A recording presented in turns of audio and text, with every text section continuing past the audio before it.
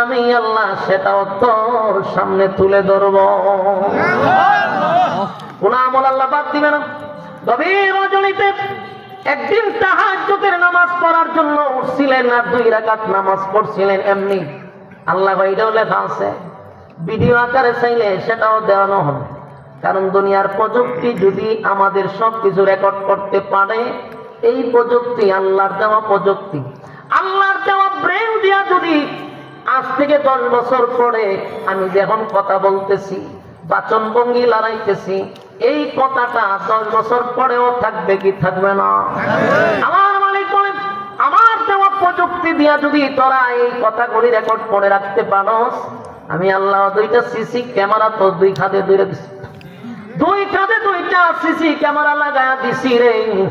24টা ঘন্টা 2 ফেরেশতা ভিডিও সহ, কথা সহ, জায়গা সহ সব মালিকের সামনে তুলে ধরবে। হাসরের মাঠে সেদিন আপনাকে বড় পর্দায় দেখানো হবে। আপনি অস্বীকার কেমনে করবেন? রাতের কয়টায়, কোন সময়, রাতে না দিনে না কোন সময়, সবগুলা সেদিন প্রকাশ করে দিবে। বাঁচার কোনো সিস্টেম নেই।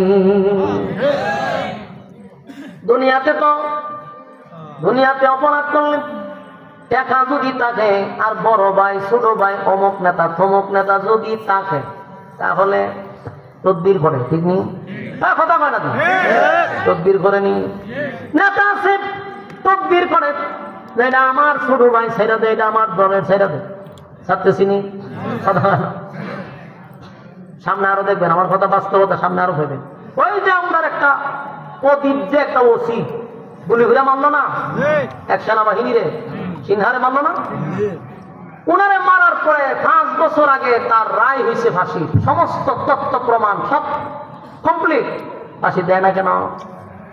এখনো ফাঁসি দেয় না, কারণ ওই যে বড় ভাই ছোট ভাই অমুক নেতা তমুক নেতা আছে, কোন জায়গায় তদবির চলতেছে, একদল বাছাইবার তদবির চলতেছে। এজন্য কিছুদিন আগে একটা রায় প্রকাশ করছে না, যে আসারে ফাঁসি দিব।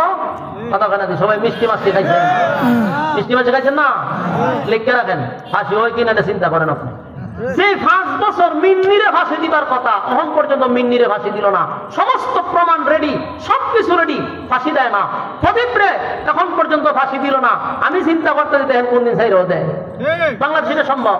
কারণ বড় নেতা ছোট নেতা আছে না নাই, যদি না ওটাকে টেকা যিনি বস্তার বস্তা দিব খালাস, এটার নাম হলো বাংলাদেশ। বরং কোন দেশ? আমাদের গর্বের বাংলাদেশ।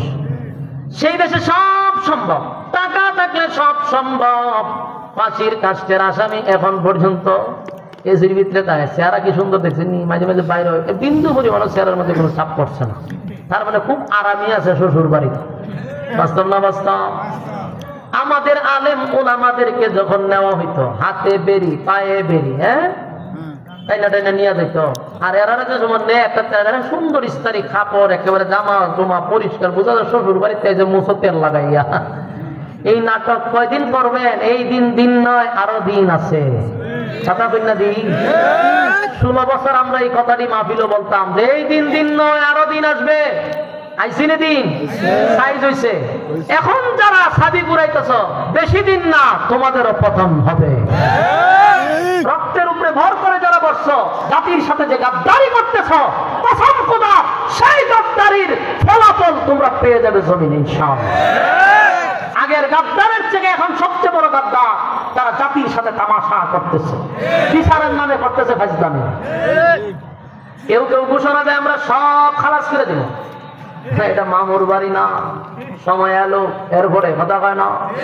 আমার যুবক ভাই, যে কথাটা বলতেছিলাম, কারণ আজকে তোমার ক্ষমতা আছে, ছোট ভাই আছে, বড় ভাই আছে, অমুক নেতা তমুক নেতা, বলুন হাসরের মাঠে কি কোন নেতা আপনার পক্ষে সাফাই গাইব, জামিন নিতে পারবো?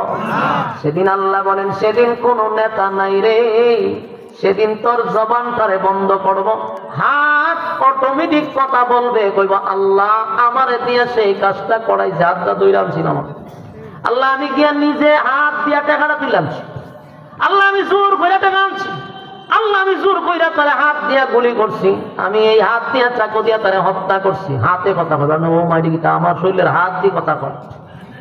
এটাও আজ থেকে 30-40 বছর আগে বললে মানুষ আশ্চর্য হয়েছে যে হাতে কেমনে কথা বলে। কিন্তু তথ্য প্রযুক্তির কারণে আমাদের ওয়াজগুলি এখন করতে খুব সুবিধা। দেখবেন এআই দিয়া হাতের মধ্যে দেখবেন দাঁত মুখ সব লাগাই হাতে কথা কয়।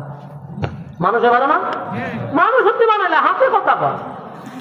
আমি এটা দেখার প্রথম জমা দিয়েছি, এখন আমার একবারে পুরা ইমানের উপর অটল।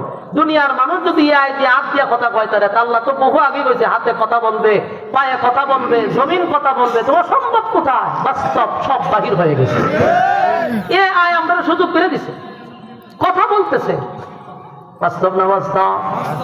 কিয়ামতের মাঠে সেদিন হাত কথা বলবে, পা কথা বলবে, আপনার জবান বন্ধ থাকবে, বাঁচার কোন সুযোগ নাই।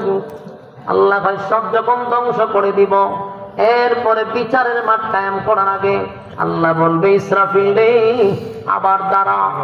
সবাইকে শেষ করার পরে মালিক সর্বপ্রথম ইসরাফিল আবার ডাক দিবে, ইসরাফিল আবার দাঁড়াবে, জীবিত হইয়া দাঁড়াবে। আল্লাহ ভাই আরেকটা ফু মার, আরেকটা ফু যখন দিবে তখন মানুষের ভিতরে আবার রূহ আসবে। সুবহানাল্লাহ।